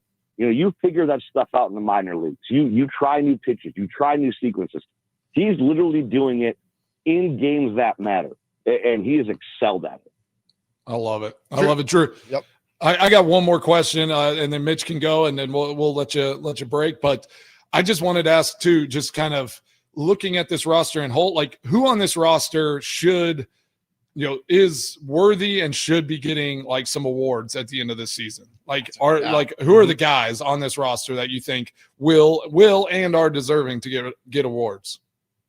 I mean, that's tough. I think Isaac Collins should definitely be the rookie of the year. I know that the guy in Atlanta is putting up similar numbers. Drake Bentley, he's keeps having hitting a great year. Yep. He keeps hitting. But you look at what Isaac Collins has done, not just the plate, what he's been able to do defensively. It is a position that he's never played before, being thrust into action and doing it for a team that has legitimate World Series expectations. I think Isaac Collins deserves that award. I think the MVP, that's obvious. We know it's going to be Ohtani. We know Schwarber is going to be number 2, but I think you have to give some votes to Bryce Terang. I think you have to give some votes to Christian Yelich. I mean, the guy's going to have a 3,100 season.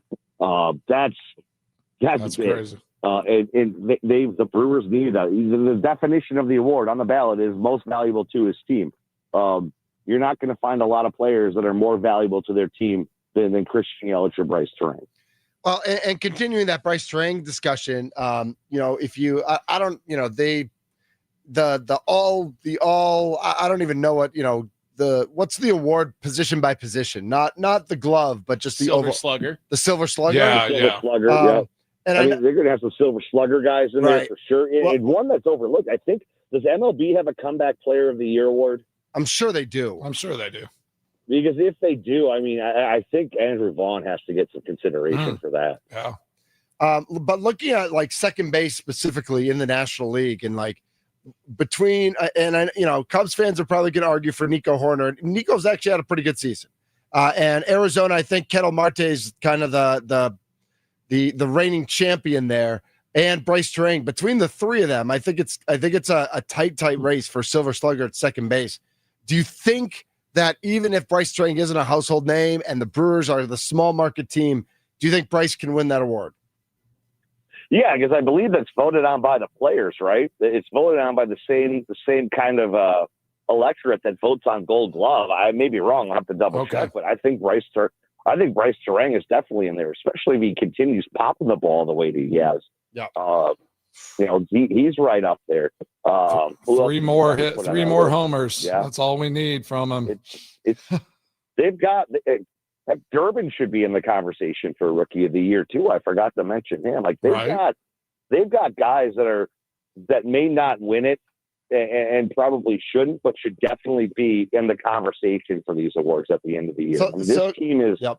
The problem is the team's success overshadows the individual contribution. Yeah, that's how it's supposed to be. Hit it on the nose. It's the way it's supposed to be because it's a team of sport. But listen, these guys are really good, and they're having really good years. I love it. You look at the odds at the Potawatomi Sportsbook. Cade Horton has actually become the favorite for the Rookie of the Year, but not. I love it. I get it. Is Austin a Cubs fan? Like, what the? Oh. Yeah, I don't know.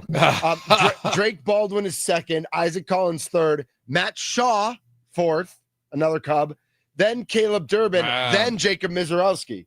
So 3 of the top 6 are all Brewers. 2 of them are Cubs. And then Drake Baldwin, Madison's own Drake Baldwin, the catcher for the Braves. Nice. Yeah, I don't know how Miz is still on that list. Well, because nobody. I mean, he's way off it if you look at the numbers. But it's like. And Caleb Durbin isn't. Matt Shaw and Caleb Durbin aren't really on that list either. It's really Horton Baldwin with Collins on the outside looking in. Gosh, that's crazy. Yeah. Well, Cade Horton. Okay, cool. Yeah.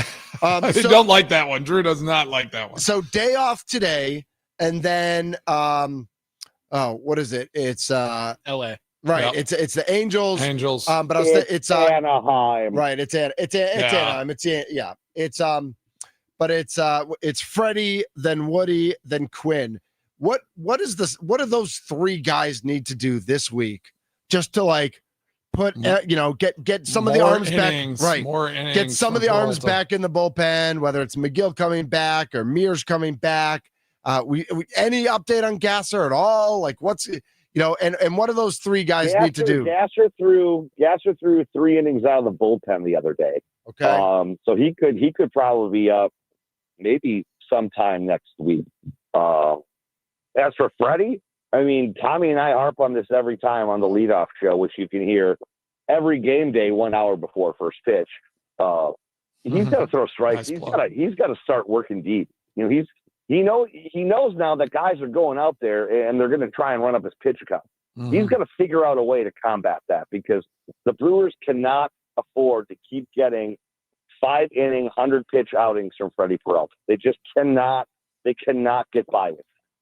Yeah, especially if he's going to be your number one in the postseason. You got to get him on that mound just a little bit longer. He's got to run that thing into what? I mean, you think even if it's like six innings, but I mean, you want to get him 7 innings is kind of probably the hope, right? Here's the thing I put out about Priester the other day and then deleted after I remembered that Aaron Ashby came in and replaced him in the 5th inning. You look at Priester has, I think, 4, maybe 5 starts where he's gone through 7 innings. Wow. In none of those outings has he thrown more than 96 pitches. Jeez. That's what you need from your number one, from your ace. And again, I say this with Tommy every day on the leadoff show, which again, 1 hour before first pitch every game right here on the Fan Milwaukee. See that? Yeah. Shameless plug. That was a great plug. I like that. Your ace is a guy that goes out there and you're going to win that game. You're going to end that losing streak. And you know that your bullpen is probably going to get most of those guys a majority of the day off. That, to me, is an ace. You need a guy that's going to go out there and be able to get through 6 into the 7th around 100 pitches. That's what an ace should be. Okay. Well, we'll see. We'll see down the stretch here what ends up unfolding. But Drew, really appreciate you jumping on. Good stuff this morning, and I can't wait for this series. I'm gonna be in town on Thursday, so I mean, if you want to pop into the studio on Thursday morning, have a little hangout. I'm gonna be in studio Thursday morning. Hugs for everybody. Yeah, lots of hugs. It is a nice getaway game on Anaheim. Don't you dare hug me, that's for sure. We're hug mugging you. We're all 3 of us are just gonna hug you. You're in the middle. Yep. Then we're gonna jump up and down. Can we get Crosby to the maybe to a game? Get him in the press box. We'll see. We'll see what we can do. If it was a day game on Thursday, I think we'd have a better chance. Yeah. Is there? I know it's for school and for the kids and all that. But I was wondering, is there some waxy buildup with the Angels that they didn't give them a getaway day? I got to look at the Angels schedule and see where they go after this. Yeah. I'm thinking they're either going to Chicago or to Minnesota, because the Brewers are just going to St. Louis, so you're staying in the time zone. So I think you can do that at this point of the year. They're at Colorado. They're in Denver, which isn't bad. That's really interesting. Yeah, I mean, but it's not right down the road either. That's a weird. I get that it's September and school's back in session, but that was weird that they're not playing at least even at 3 or 3:30 like they did against Philly a couple weeks ago. Well, I think it was just because they're playing Colorado next, and just it doesn't. I gotta doesn't look. Really matter. Maybe the Angels screwed them out of getaway game last year when they were out there. Yep. That's how that works sometimes. Drew, thank you so much for coming on. You're going to be in studio today from noon to 2 with me. And then we'll talk, we'll hear you with Sparky and all the other great stuff you're doing. Follow on Twitter @ Andrew Wagner. Go read the article right now at Forbes.com about the Brewers and the Braves. Sunday, August 23rd next year don't go to Cooperstown. Nope, don't go there. Go to Williamsport. Even if you don't get into the game, I feel like even if we can't go to the game, Mace, we should go there for the weekend. It'll be exciting, wear our Brewers gear and go nuts. I've always wanted to go watch some Little League World Series action too. So let's see, I'm down for it. A weekend surrounded by children and their youth sports parents. I don't know what. Yeah, that's true. That's a nightmare. All right, Drew will not be there. Or their parents. Nice. I love Oh my gosh, All that's right, so Mitch. good. it. Thanks, Drew. See you later. Yeah. Later. That's Drew Wagner on the Fan Guest Hotline, powered by Gruber Law. One call, that's all. Always a blast to hear his perspective. It's for the kids. It's for the kids. Yeah, it's for the kids. Oh man, he was good today. I loved what we dove into there. Yeah, that's gonna be fun next year. I'm glad the Brewers are finally getting that get a little love in that game. But we got to get to our picks. We do. We got to get to our picks. Yeah, because I think I had another decent weekend. So I think I had a decent weekend. Yeah, Tommy picked the Bears, which was amazing. Okay, well, first of all, Mason, things got interesting this week, so don't think it was all easy for you. It was not all Yannick Sinner all the time. Not all Yannick Sinner. All right, he's Mason Crosby, Tommy Wirtz, I'm Mitch Nellis. Our pick review coming up next year on the Mason Crosby Show, presented by Verizon, the official 5G network of the Green Bay Packers. We're in the Fan Studios, powered by the Potawatomi Sportsbook, where I was Saturday night. Yep, poker room. What's up? Nice. Let's go.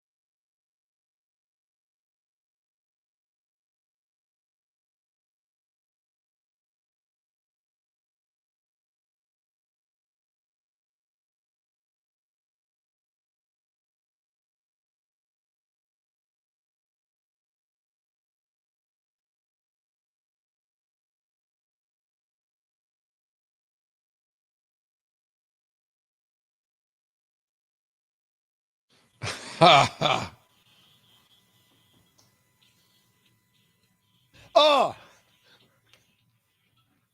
where country meets hip hop. You would like this song. Of You would course. like this song. I love, man. This is a banger. I love this song all day, every day. Oh, the this worst. is so The worst. It's country hip hop, Is man. this Chicken Fried? No, Chicken Fried's my favorite song. Chicken Fried's my favorite song. No, this is Ride a Cowboy, Save a Horse, Ride a Cowboy. Ride a Cowboy. Yep. What happened? Did these guys are these guys still around? Like, what's their deal? Is this Big and Big Rich? and Rich, yeah. I don't know. I don't know. mean, Oh gosh, Yeah. I couldn't tell you another song they do. No, I don't can anybody? think so. You probably know one other song. I feel like Mason. Just because you know, I don't know if I do. I mean, Yeah. it's like, yeah, I can't name one. But I think what's right, his here we name? go, here we Rich, go. Rich in it. I mean, come on. Wasn't this like the college football leadoff at some for point? sure. Like, it was for a long time. Yeah. And it's like, what are we doing right now? Right. I mean, just promoting we're a bit between, consensual adults, married Yeah, couples. exactly. It just makes sense. Speaking of Exactly. consensual adults, our picks from last week. I did not consent. I forgot. I did not consent to these picks. I forgot how bad the Vikings were. Again, I I know. just I had erased them from my memory, and I forgot that I picked the Well, and Vikings. the whole So the my Vikings are playing the Bengals. my Oh, weekend is no, so they're bad. not. Yeah, my Oh, weekend's so bad. Tommy now. totally messed that. That one was up. on me. That was on you. That It was threw on me. everything off. So we have our pick review every Monday, 10:20 here, looking down the list of our standings. Mitch Nellis is back. Some people are saying Mitch Nellis They're is saying back. he's back. All right. Thank Mitch you, Nellis Colorado. goes 4-1 to get back to 500. Still the Needed it. overall standings leader. The only man who has stepped foot on a professional football field in an organized fashion. Mr. Mason Crosby, Organized. 7-3 Like, on I've the been to year. Lambeau. I've Yeah. been on the field. Yes. Just not. No, it was good definition there, Tommy. Yeah, I'm glad you said it needed that it. way. I am the only man under 500, 4-6. That would, Wow. however, be a very good day for Bryce Terang if he did that over Sure. 1 day period. So It'd that's be kinda, a good completion percentage for JJ McCarthy. So did we all have the Vikings? We all had the Vikings. That was our loss. Yeah. Mitch, that was your only loss. Mason also picked the Badgers to cover the 21.5 on Yeah. Bama. I had Pittsburgh covering their 3 against Seattle, in which the Seahawks won outright as well in that game. We did, I don't know where we wanted to put this, but I did write this as a side note too. Oh, okay. Remember the 3.5 sack line for Green Bay? All of us took the over on that. Just for fun, we could say that happened and we were cool. Maybe I can have a little stat line that we can look at every like week, that. whatever it is. What did they get? Well, I believe it was 4, right? Yeah. But it in the wasn't- game. All right, so here's the question. We though. knew. Did we take the over for the team, or was it just Micah, LVN, and Gary were going to get 4?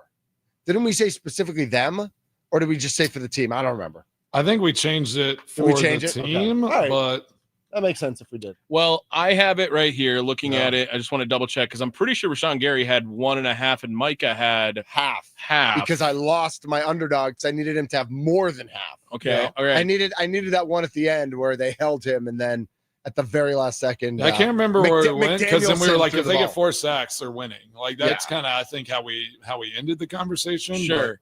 Well, so What if it was they a get half 7 sack. sacks against the Browns? It was a Mason? half sack for Which they Barron will. Sorrell. Which It was they a half a sack for Micah Parsons, a half a sack for Carl Brooks, a sack for Devontae Wyatt and Rashawn Gary, and then a half a sack for Edrin Cooper. So, So that's 4. they got to the number. They didn't. It wasn't with our players. That's fine. I'll make sure to clarify that next week. I think it's a team number. I think we should make it a team number. I don't think it has to be specific guys. Yes. like But that was a fun line. We had a good weekend overall, much better than week 1. Yeah. Seems like Mitch Nellis learned the most out of anyone. Yeah, I'm back. Crosby stays the course. I learned a lot because now I learned that now I lost like my faith in the Badgers has been like brought back into reality. So now I can actually make picks that are legitimate. I mean, so. the So worst to lose one, that one, just it's a teaching moment. Yeah. It's a teaching. I moment. well, and I feel like I learned that the Bears stink. Yeah, I can't believe you picked the Bears. well- Let's talk about that for a moment. Yeah, what are we doing What here, was the bro? thought process there? 6-point line in favor of Detroit. I fell into this facade that the Bears and Vikings may be competitive football teams this year. That was a miss. When in reality, they might both just stink, and they were going at it, and it was two football teams that Just stink two bad teams going at it. You guys want the early line from Camp Randall this weekend? Ooh, who are they playing? Maryland. Wisconsin. Don't look. Tommy. Okay, I'm gonna say it's probably Badgers by 4.5. Okay. I would assume it's Maryland, right? Maryland by 3.5. The Badgers are favored by 8.5 points at home. Gosh, they're gonna make me do it again. They're gonna make me do it again. How could you do that? Maryland beat Florida Atlantic 39-7. They beat Northern Illinois 20-9, and they beat Towson 44-17. So they haven't done anything impressive so far. I mean, the Northern Badgers Illinois did score on Alabama. They did. So, They did. I mean, They did. Great. Did you also scored see some points. Ryan Williams' highlight tape? Will start off with him real destroying the good. Badgers. He's real good. Yeah, he's a good. I mean, he's a good player. That They juke, always have stud wide receivers there, Oh. man. They always have a guy. that juke he put on whoever it was for Wisconsin was filthy. I Remember mean, Devontae Smith there? like He was just. unbelievable. I know Ryan Williams had the play last year, right, where he did that against Georgia. Wasn't Yeah. it that shootout against Georgia in which he I went think off That and sounds right. it was like a back and forth type thing? Well, yesterday or on Saturday when the Badgers were in Tuscaloosa, like it was over within a quarter, right? I mean, the game was over. Like I think it was 21-0 with like 14 minutes left in the second or something like that. It was definitely 14-0 and Bama was driving. But I did tweet out. I said something nice about the Badgers. No. That could have been worse. It could have been worse. The You're Badgers not obviously wrong. got pitied by Alabama, which I don't know if Kalen DeBoer was really in the business of doing that this week. He But probably they covered. They covered. They covered. They made their friends happy. Covering is huge, Yep. but he I could was have put up so- 70 on the back. I was just hoping that last drive, like the Badgers go down and kick a field goal. Backdoor cover. Oh, That it would was have been amazing. That would have been amazing. Did you watch Aaron yesterday, Mason? I watched some of it. Yeah, Did you see? First of all, did you see the kickoff? Oh, I did that see was the kickoff. bad. Like Yeah. that's like you got to know that rule. Like that's I know. Not, just let that's it lay not- back there. That's Like what are not you part doing? of the new rule. That's always been that's the an rule. old The rule. I ball's mean, it's like live. if the ball's in the end Right. zone, and Kick it off. hit before. Right. I think if it hits in the end zone and on the fly now, it's dead, right? Yes, but if it hits Yeah, but- before, like, come on, man. I know. For those of you who didn't see it, and it probably touched his helmet. right, I mean, right. I think it touched, or his hand. The kick returner for Pittsburgh let the ball. It was kicked into the kickoff zone. He let it go into the end zone, and Seattle jumped on top of it and scored a touchdown, free touchdown. I also thought one of it, the interception that Aaron threw in the end zone, Yeah. like it hit his guy's hands first. Well, but it was thrown to fire. Right, How do you to say fire mouth, and Fire the other mouth. guy dove. Fire mouth. Fire But, mouth.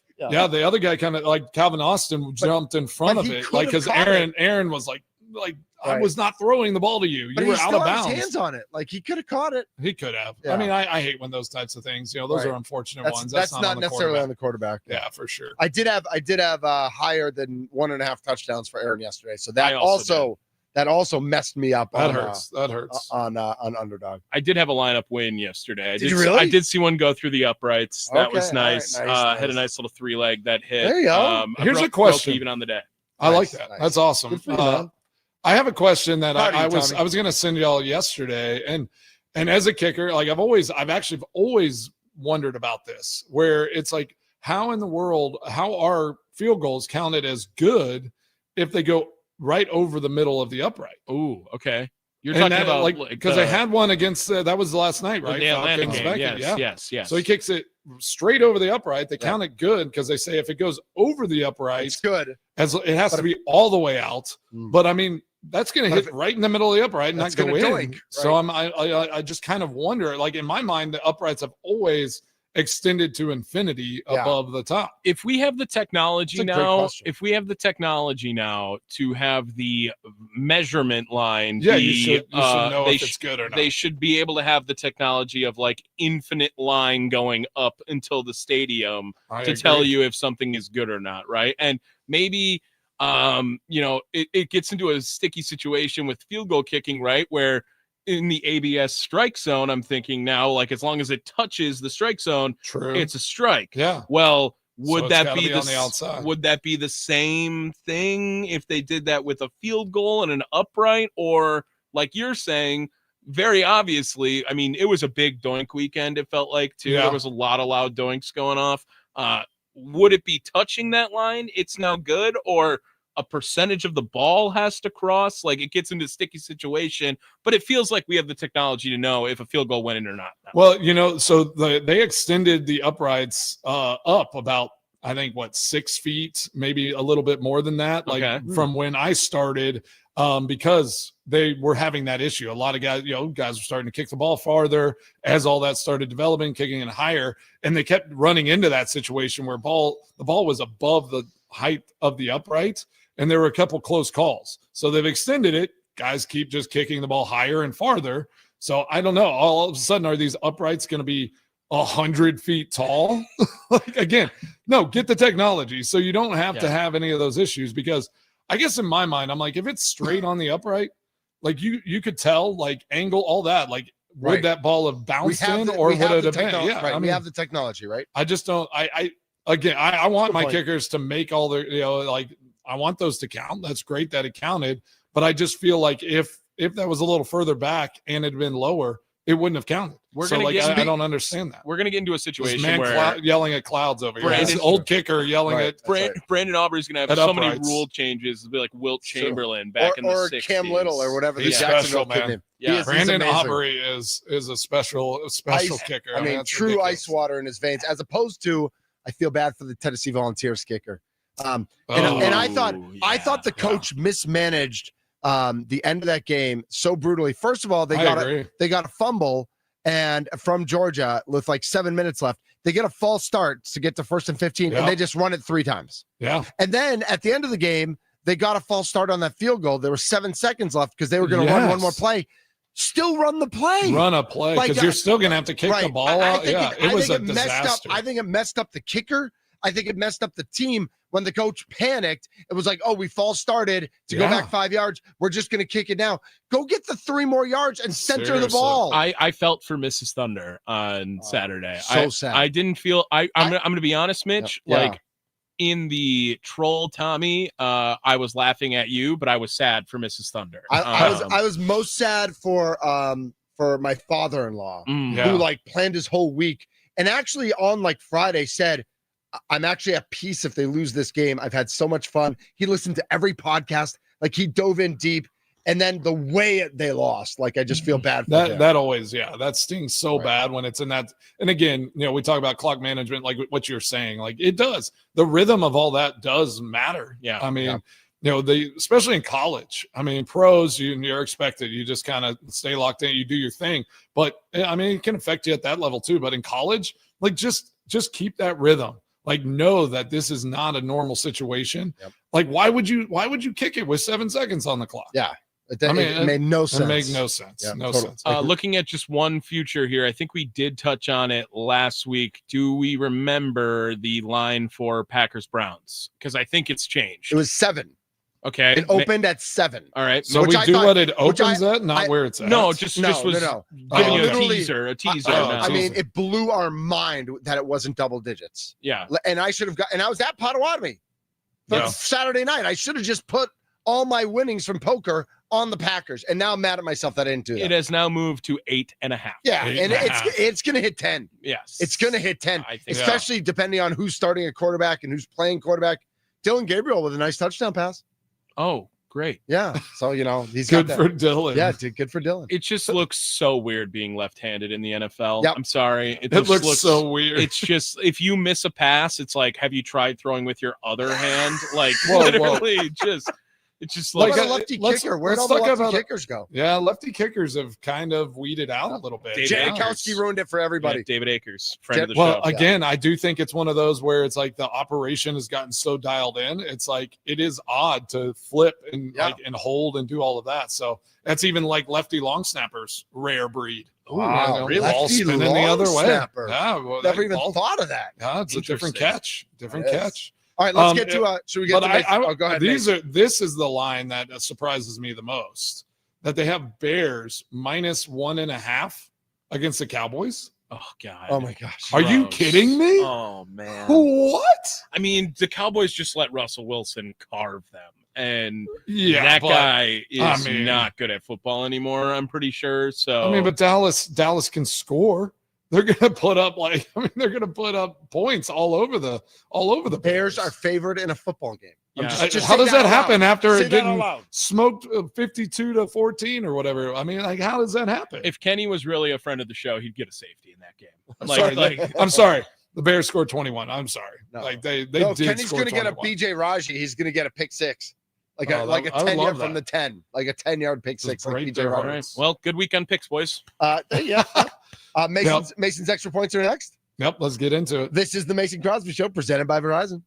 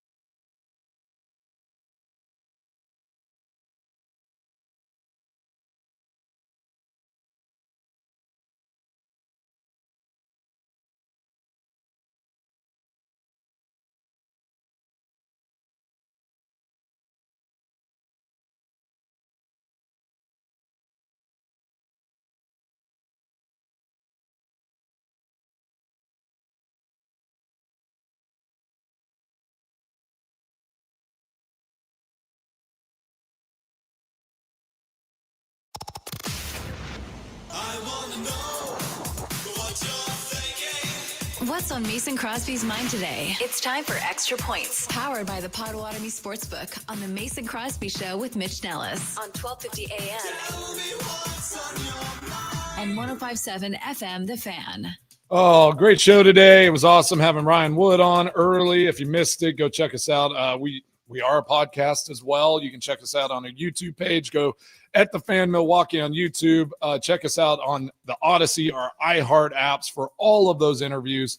Tommy, Charlie, they do a great job putting shorts up as well and just kind of clipping out those interviews so you can listen to them or watch them on YouTube. I got to go to the Nicolay Law Fan Talking text line real quick. And 262 says, it's Maryland football. If they can't beat that program, then Wisconsin goes on to lose all 4 games in October. What do y'all feel about that? I don't know where you get any sort of confidence that won't happen. I'm just saying that I had Maryland as a win this whole time. So we both did. It's not out of the realm of possibility that the Badgers lose every game in the rest of the year. season. Yeah. So are you telling me you're going to pick Maryland against the Badgers this weekend again? With the 8.5? 8.5 was a crazy spread. I was like, okay, 4 for the 24-20 type win. Okay, that makes sense. I don't know if the Badgers can put up 28 points in a game. Like, seriously, right, though. No, they did already. They scored 42. So Yeah, that's a false statement. Okay, Yeah, sorry. Tommy. Yeah, Middle Tennessee State. Don't you remember? Yeah, no, I don't. No because ball, one bro. cares. No ball, bro. I would love for each of you to combine name one player on Middle Tennessee State right now. Who cares? Yeah, exactly. It doesn't matter. I mean, What- but Maryland what- also has played. They played Towson, and they played like FAU. Like, who did they play? So, Towson is Towson. where It's Towson. Joe It's Burrow Towson. goes after his that's- Sundays. Not that's exactly right. That is It's Towson all day. so I did see someone calling him Toe Burrow over the Oh, weekend. gosh. Oh, already? It's too It's soon. already Toe Toe Burrow. Burrow. Toe Burrow's crazy. Okay, Nolan broke his toe. Was that last year? And everyone called him Tolan for like the rest of the season. I feel bad because I was his coach and I also jumped in on it because that's just what you do in a locker room and on the football field. Love you too, I'm Dad. picking on my own son. You're the best, Dad. I love All you right, so much. Tolan, get out there at safety. Like, let's make a play. Amazing. Gosh, I'm the worst. How do I have 5? How did Molly allow me to have 5 kids? Like, how'd she allow this to happen? Well, she only allowed you to have 4. Let's be Oh, honest. okay, she only allowed You 4. did get the bonus. Oh man! Hey, my last thing. Kickers are people too. That's right, yep. The John Parker Romo kicks 5 field goals, comes into Atlanta, and he didn't even know his teammate Leonard Floyd, which I think I is love it. hilarious. Like the introduction as he wins the game ball for the game. And it's like, hey, meet your teammate. What a great moment! And guess what?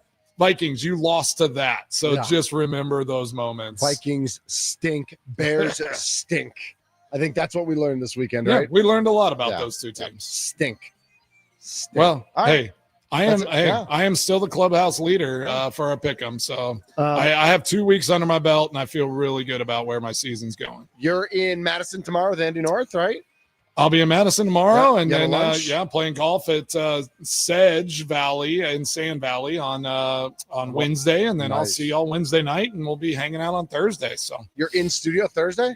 in studio Thursday. I cannot wait. Oh yeah, let's do it. Let's get some breakfast. Hugs Yeah. galore. We better have breakfast rolling. That's right. Let's get breakfast on Thursday. Yep. Yeah, we know the people to talk to now. So we Heck got you covered. All right, buddy. Hey, have a great show today, and Thanks, man. we'll talk on Wednesday, bud. That's right. Middays with Thunder is next. He's Mason Crosby, Tommy Wirtz. I'm Mitch Nellis.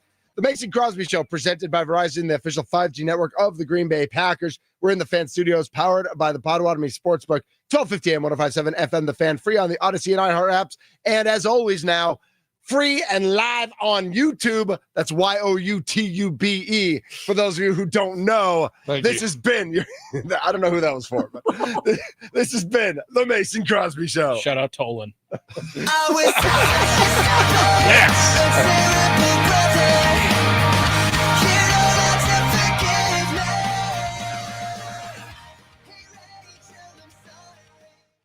Hey, everybody, got to tell you about my friends